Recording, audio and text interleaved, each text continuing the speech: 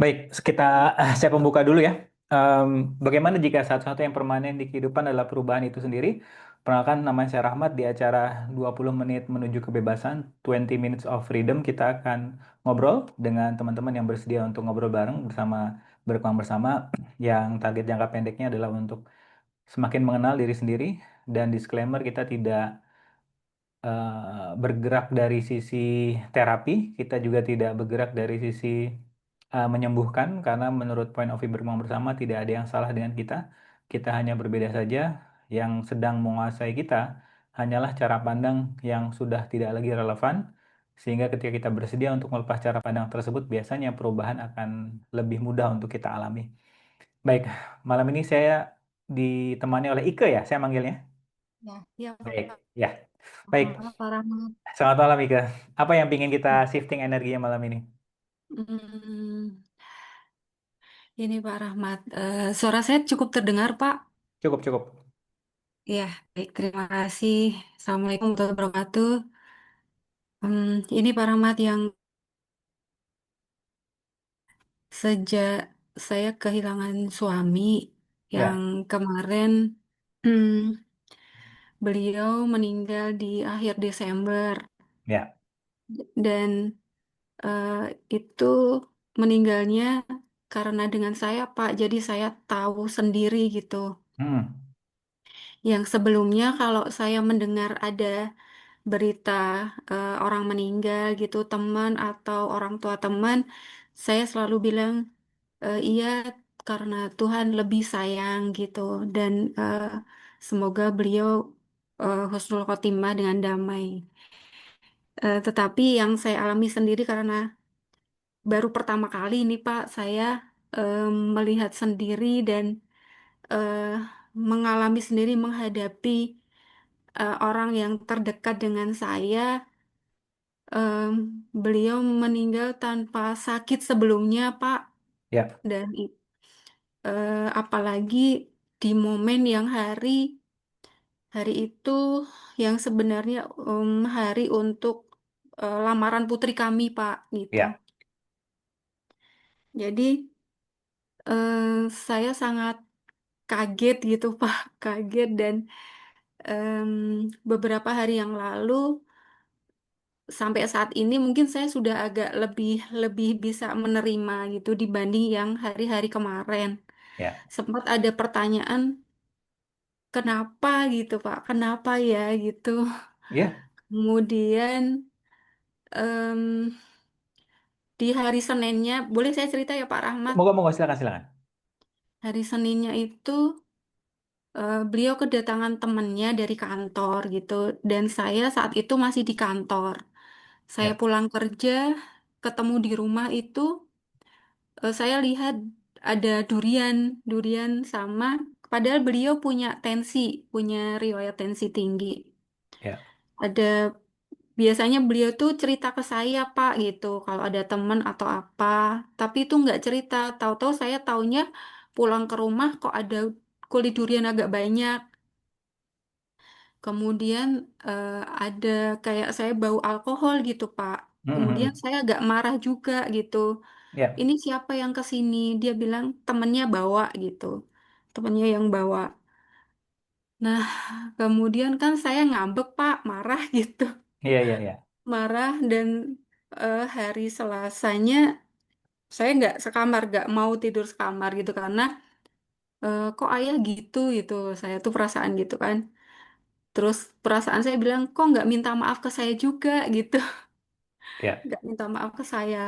Hari Rabunya putri saya datang, Pak, yang dari Jakarta. iya, iya, Datang untuk persiapan hari Jumat itu. Nah, hari Rabu sih kami udah baik gitu Pak, maksudnya tanpa karena ada putri saya datang kan, kami udah siapin untuk acara itu. Kemudian hari Kamisnya kami keluar bareng untuk beli beberapa perlengkapan gitu yang untuk hari Jumat. ya, Kemudian Kamis malam cek sound juga untuk persiapan hari Jumatnya gitu. Beliau sempat nyanyi-nyanyi juga sama bapak ibu saya gitu, sama Eyang, Kakong, yang Ti gitu. Nah, Jumat paginya itu Bu, dada saya kiri sakit gitu, Pak. Ya, Terus minta antar ke IGD. Beliau masih buka pagar, masih ke IGD jalan dengan saya, dan kemudian diminta rebahan sama dokter gitu. Sebelum diinfus, belum diapa-apakan, Pak. Masih dicek, cek jantung dan lain-lain. Lah, terus eh, saya melihat ada nafas yang keluar gitu, Pak. Maksudnya ada hembusan seperti itu. Tapi saya posisinya kan nggak bisa mendekat karena ada tim medis, Pak. ya, ya, Kemudian setelah itu saya belum nggak ngeh juga kalau beliau nggak ada gitu. Terus ya, tim dokter bilang, eh, Ibu ini izin untuk dipasang intubasi gitu. Terus saya bilang, iya dipasang dok, nggak apa-apa. Tapi setelah itu dokter bilang ternyata Bapak udah nggak ada gitu, Pak. Itu ya, yang saya tuh rasanya ada nyesel, ada campur aduk gitu, Pak Rahmat. ya, Nggak bisa di dekat beliau, kemudian nyeselnya yang hari kemarin juga saya sempat ngambek gitu. ya. Itu Pak Rahmat. Oke, ya. Dan apa yang Ike ingin rubah energinya? Apa yang Em, ingin Ike dapatkan kesadarannya? Kemudian setelah itu saya banyak cara cari tahu tentang kematian gitu Pak Rahmat. Hmm, hmm, Tentang eh, kemudian saya baca, cari di YouTube, cari buku-buku gitu. Kemudian saya nemu juga di Instagram itu eh, mengenai puisi kesadaran, Pak. ya, Kalau kalau ternyata memang kita ini semua satu ya, Pak ya. ya, Dan eh oh iya, Pak Rahmat, saya ada yang mau tanya. hmm. Apakah kematian itu bisa diminta, Pak? Oke.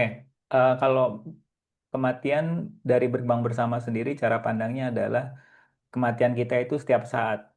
Have you die before you die, kata Rumi. Sudahkah kita mematikan diri kita setiap saat? Artinya ego kita yang dimatikan. Oleh karena itu kenapa kita senang sekali nonton bioskop, karena selama 2 jam ego kita mati. Nah, untuk terbebaskan dari ilusi penderitaan di kehidupan ini, eh, Rumi yang mengatakan tolong setiap saat kita mati sebelum kita meninggal. Jadi em, untuk pertanyaannya Ike, saya ingin mengarahkannya kepada setiap saat memang kita diminta untuk mati. Bukan yang dimatikan adalah ego yang kita pegang mengenai siapa diri mereka. Karena kebanyakan orang di luar sana, bukan kita yang ada di sini. Ketika sebuah kondisi terjadi di luar kuasa ego mereka, mereka merasa menderita. Padahal ketika mereka menyadari bahwa mereka bukan ego mereka, mereka adalah infinite being, makhluk spiritual, bagian dari energi itu sendiri, kondisi-kondisi yang mereka alami tidak lagi menjadi sebuah hal yang menakutkan bagi mereka. Dari statement yang saya sampaikan tadi, kira-kira kesadaran apa yang muncul? Em, Gini Pak Rahmat, sebelumnya kan saya pernah bilang karena kesel kemarin itu, Hmm, saya bilang waktu saya pamit mau kerja, saya bilang aku nggak mau punya suami pemabuk gitu Pak. oke, Nah, yang itu yang saya kaget gitu maksudnya, masa sih apa ini Tuhan yang, tapi ya banyak campur aduk lah Pak ya, rasanya gitu, ada nyesel, ada karena beberapa kali tuh saya pernah ingatkan beliau walaupun beliau nggak sering, beliau juga ngerokok gitu kan Pak, terus ya, soalnya janji aku mau berhenti merokok tapi nggak berhenti berhenti gitu Pak. Terus saya oke, pernah bilang, saya berdoa sama Tuhan nanti Tuhan lo yang berhentikan ayah saya tuh gitu, yang saya masih keinget terus oke, kata-kata itu Pak Rahmat gitu. oke. Dan seperti yang kita sudah pernah obrolkan, terutama di hari Minggu kemarin, sorry di hari Rabu kemarin, setiap proyeksi pikiran kita itu belum tentu 100% benar. Apapun pikiran misalnya, oh ternyata aku ini kemarin ngomongnya seperti ini, oh kemarin aku ngomongnya seperti itu adalah permainan pikiran biasanya, belum belum tentu 100% benar. Oleh karena belum tentu 100% benar, berkembang bersama selalu meminta kita fokus kepada yang 100% benar apa? Sensasi di dalam tubuh kita ketika Anda membayangkan, ketika Anda merasa menyesal, marah kepada suami dan kemudian almarhum apa namanya kemudian eh, pernah ngambek kepada almarhum dan sebagainya. Nah, pikiran kita mengenai itu belum tentu 100% benar. Yang nyata adalah sensasi di tubuh kita. Beruang bersama selalu minta, yuk kita fokus kepada yang nyata, yaitu sensasi yang dialami oleh tubuh kita ketika Ike memanggil kembali memori tersebut. Apa yang muncul dari kesadaran ini? Kalau oke, kita langsung praktek aja. Ketika Anda membayangkan rasa menyesal, sensasinya di tubuh Anda di bagian sebelah mana? Halo Pak Rahmat. Ya, ketika Anda merasa mempunyai memori terhadap almarhum suami, terutama ketika Anda mengambil sebuah keputusan yang mungkin Anda ngambek kepada almarhum suami, rasa yang muncul, emosinya itu ada di tubuh di bagian mana? Ini Pak Rahmat dada Oke, di kiri atau sebelah kanan? tengah. Oke, hadirkan itu semua. Terima kasih atas rasa ini. Kamu bisa bersamaku selama yang kamu mau.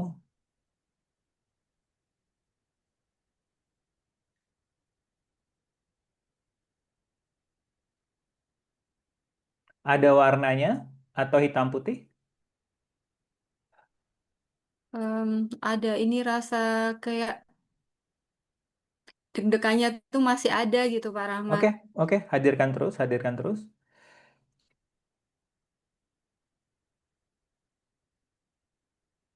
Dan setiap pikiran kita berusaha untuk mengambil alih lagi, ucapkan terima kasih, namun kita sekali lagi fokus kepada sensasi yang bermunculan. Karena sekali lagi pikiran itu adalah begitu banyak bumbu, belum 100% benar, yang nyata itu hanyalah sensasi di tubuh kita.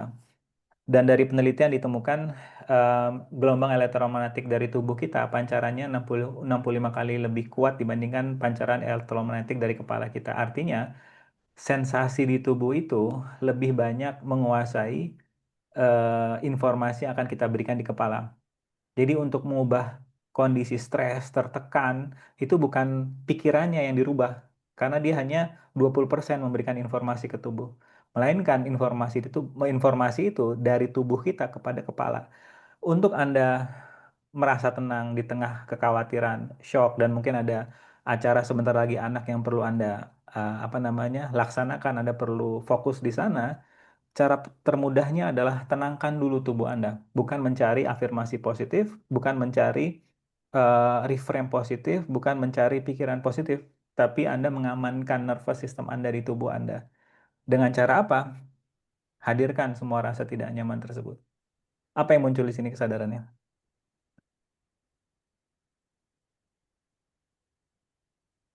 Em,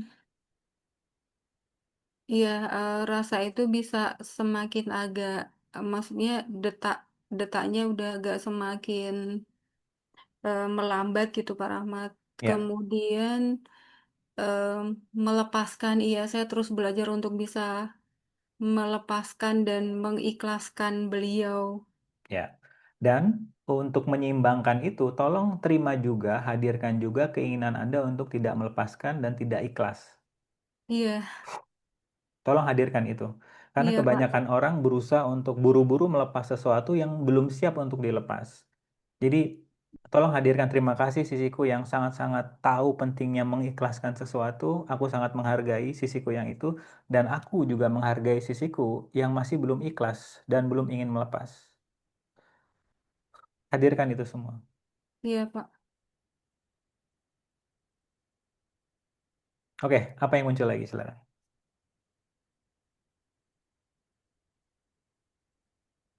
Em, Lebih ringan sih Pak gitu. Ya, Kemudian gini Pak Rahmat mau tanya juga, apakah kan setelah beliau nggak ada, saya jadi banyak cari tahu tentang cerita kematian gitu, seperti apa. Kemudian ya, kadang saya, em, ayah lagi apa ya, atau lihat kita gitu kadang. ya, Jadi ya. saya setiap setiap saat sih seringnya gitu saya bilang iya ya gitu. Hmm. Om, Oma, saya panggilnya di saya Oma. Oma udah maafkan, Oma selalu mengasihi. Dan anak-anak selalu mendoakan ayah gitu, Pak. Ya, Saya berkata seperti itu, maksudnya ke ya, dalam hati saya sendiri gitu, Pak. ya, ya. Itu lebih rasanya lebih agak melegakan gitu Pak Rahmat. Ya, karena sejalan dengan apa yang Ika sudah pelajari, yaitu tidak ada saya dan Anda, yang ada hanyalah kita. Dan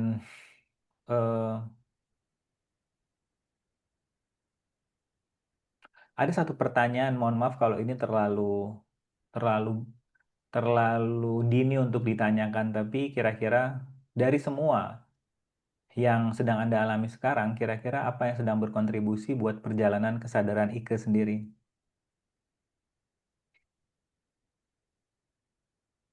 Saya merasa dengan ini gitu beliau nggak ada, saya semakin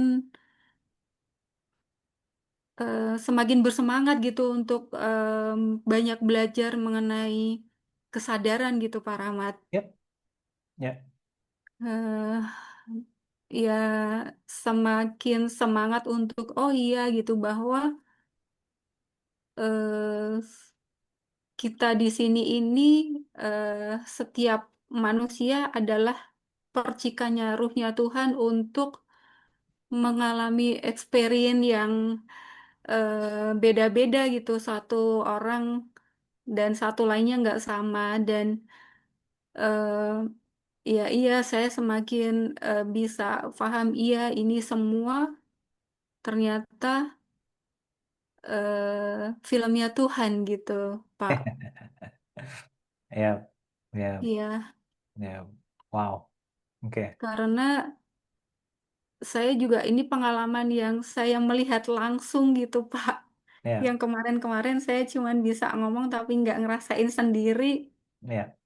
Sekarang saya bisa rasain langsung. Oke, oke. Oke, dan dari kejadian ini kira-kira nanti ada orang terdekat juga yang mungkin mengalami kondisi yang sama, dia kehilangan orang terdekatnya. Kira-kira apa yang akan Anda sampaikan ke dia belajar dari kondisi yang sedang Anda alami sekarang? Ya, bahwa nggak ada yang hilang sebenarnya, hanya fisik aja yang nggak bisa kita pegang, tapi Ya. kita bisa merasakan dan tetap bisa mengirim cinta kasih kita gitu, Pak. Ya, dan tentunya juga Ike, saya minta tolong kalau Ike bersedia, tolong bilang ke dia juga bahwa rasa sedihmu, rasa kehilanganmu adalah emosi yang valid. Tolong jangan ditahan, tolong diekspresikan karena itu adalah hak kamu. Karena kebanyakan orang di luar sana, ketika ada orang yang sedang mengekspresikan rasa emosi sedihnya, itu orang-orang terdekatnya buru-buru untuk udahlah, tabahlah, sabarlah. Di Iya, saya itu nggak agak bisa. agak nggak kurang kurang bijak tindakan seperti itu Iya, karena iya, Pak. ya mungkin karena ketika emosi mereka diekspresikan tidak ada lagi bagasi yang akan mereka pegang sehingga mereka Iya, akan lebih mudah untuk memulai lembaran yang baru, mereka lebih kreatif dan produktif. Tapi ketika dia sedang sedih terus kita tepuk-tepuk, udahlah jangan sedih, kamu harus tabah dan iya, sebagainya, dia akan meledak di saat yang kurang tepat biasanya nanti. iya. Iya, iya Pak Rahmat. Jadi Ya, emosi saya kadang juga masih datang gitu, maksudnya ya, sedihnya.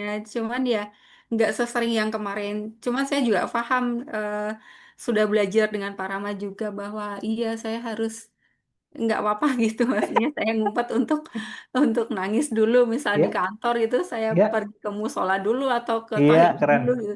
Karena Ya, tahu-tahu itu kadang muncul langsung ya, gitu Pak. ya, ya, ya, ya. Iya. Wow. Terus gimana anak-anak? Karena energi anak-anak lagi muncul ketika kamu ngomong sesuatu. Anak-anak gimana energinya? Apa yang mereka dapatkan kesadarannya?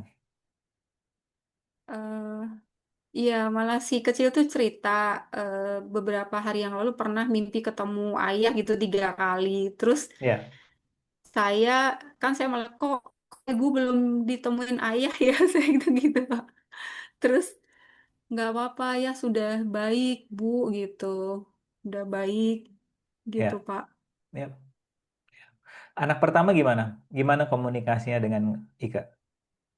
Anak yang pertama kebetulan kan di Belanda Pak belum bisa Oh, langsung pulang. oke. Jadi Ya, ya sempat sedih juga gitu, opa nggak ada. Kemarin untung yang tahun kemarin Lebaran cucu-cucu pulang Pak ke sini, jadi sempat ketemu sama opanya. ya. Lah terus baru besok yang anak pertama pulang tuh tanggal 3. Oh, oke, ya, ya, oke, oke. Dan apa kira-kira lagi yang Ike lihat energinya perlu untuk tidak dirubah tapi disadari dulu keberadaannya. Mungkin Ike masih bingung kenapa ada energi ini ya dan sebagainya. Apa yang muncul? Em, ada beberapa ada beberapa pesan beliau yang kan rencananya mau pulang ke Tasik Pak kita waktu Hmm, ya nanti setelah acara acara si itu si yang nomor 3 Mbak Mima namanya. ya. Nah, itu kita pulang ke Tasik ya Bun gitu. Tapi kok belum kesampaian. Terus saya sih udah nggak apa-apa ya gitu, nggak apa-apa. Semuanya sudah kami terima, sudah kami maafkan gitu Pak. Ya. Kemudian ya intinya karena di depan saya ada foto beliau, jadi saya lihat. Jadi saya selalu bilang oke ya semuanya nggak apa-apa, semuanya baik gitu. Kami semua udah ikhlas selalu. Kalau saya ingat mesti saya sudah maafkan semuanya tentang ayah gitu, tentang opa, dan kami semua mengasihi gitu. Oke. Anda sudah memberikan maafnya kepada eh, almarhum. Sudahkah Anda sendiri memberikan statement yang sama terhadap diri Anda dengan keputusan-keputusan yang Anda ambil sebelum almarhum meninggalkan Anda? Itu juga tolong Iya, dipraktekkan ke hal yang sama ke diri iya Anda. Pak. Saya juga memaafkan diri saya sendiri Ya, terus menerus. iya. Dan sebenarnya Iya Pak proses Rahmat. memaafkan versi kita adalah sangat simpel, yaitu ketika Anda mengingat emosi Anda ngambek ketika beliau masih ada, oh ada perasaan itu, dan itu banyak sekali bumbunya. Ya. Otak kita tuh pinter sekali menciptakan sebuah skenario yang kadang lebih parah daripada kejadian realnya, karena otak kita pinter sekali kan. Jadi saran saya tolong jangan percaya apapun yang otak Anda katakan, hanya fokus menghadirkan sensasi yang bermunculan akibat dari pikiran tersebut. Jadi ketika ada rasa penyesalan pikiran yang storynya, bumbunya asik banget gitu kan, gitu kan, apa sih emosi yang hadir di sini? Nah, kita hanya fokus di emosinya saja. Nah, Bukan iya bukan nggak baik. boleh melarang pikiran, tapi pikiranku tuh kan kreatif banget ya. Oke, sekarang kita fokus ke apa namanya? em, karena kalau kita Kerasa berbicara, ya Pak Rahmat. kenapa? Kerasanya yang muncul ya Pak. Ya, ya. Dan kalau berbicara mengenai reframing positif, kalau kita mau bermain ya, misalnya almarhum di atas ngelihat istrinya dan anak-anaknya pinginnya seperti itu, apakah terus menangisi beliau atau terus berkarya, mengekspresikan Iya, potensi. Kalau kita mau berbicara reframing positif ya, iya, jadi seperti itu. Apalagi iya yang Pak muncul? Rahmat. Satu hal lagi sebelum kita tutup. Bahwa Tuhan selalu ada gitu maksudnya buat buat kami gitu, buat Ya, saya dan anak-anak. Dan saya yakin percaya itu eh, Tuhan selalu ada untuk kami, untuk kita semua dan tidak pernah meninggalkan kita gitu Pak Rahmat. wow, wow. Huh, baik. Baik, terima kasih Ika atas ceritanya seru banget. Apa yang Terima Anda kasih katakan banyak banyak. menginspirasi saya juga. Mudah-mudahan juga nanti teman-teman yang akan melihat obrolan kita di YouTube juga akan mengambil sebuah pembelajaran mengenai kematian, bagaimana mengenal emosi dan sebagainya. Terima kasih atas being vulnerable-nya. Selamat beristirahat, selamat malam. Selamat malam. Terima kasih Pak Rahmat dan semuanya. Assalamualaikum. Waalaikumsalam.